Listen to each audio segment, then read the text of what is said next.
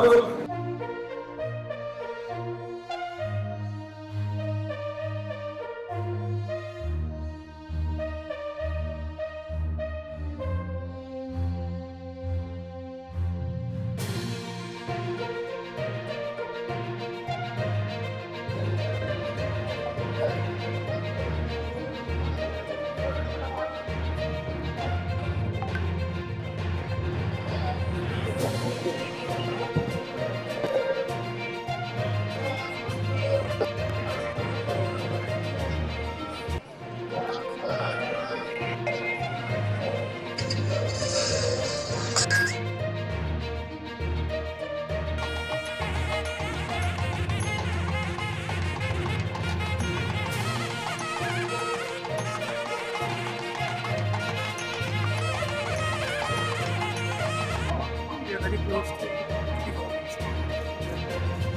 అందుబాటు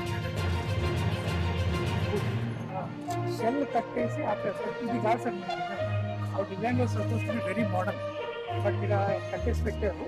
so now the challenge is that so now ఈ బద్దలు కొట్టలేదు కాబట్టి దిస్ నౌ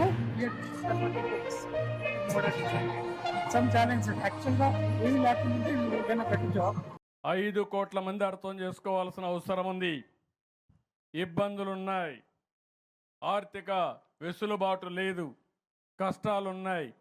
కష్టాలున్నాయని నేను పారిపోయే పరిస్థితిలో లేను. ఆ రోజు ఒకటే మాట చెప్పాను, ఎన్నికల్లో ప్రజలు గెలవాలి, రాష్ట్రం మళ్ళీ నిలదొక్కోవాలి, పునర్నిర్మాణం చేయాలని చాలా స్పష్టంగా చెప్పాను. ఇప్పటికే అనేక సంక్షేమ కార్యక్రమాలు ఇచ్చాం, అభివృద్ధిని పట్టాలెక్కిస్తున్నాం.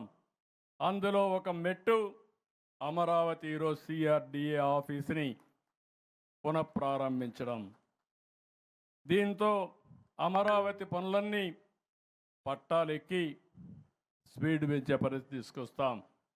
పోలవరం నేను ఆ రోజు 72% పూర్తి చేస్తే పోలవరాన్ని నాశనం చేసి డయాఫామ్ వాల్ కూడా కొట్టుకుపోయే పరిస్థితి వచ్చింది. దానికి కూడా ఈరోజు 12,150 కోట్ల రూపాయలు కేంద్ర ప్రభుత్వం ఫేజ్ 1కి ఇచ్చారు. ఒక 10 రోజుల్లో అది కూడా ప్రారంభమవుతుంది.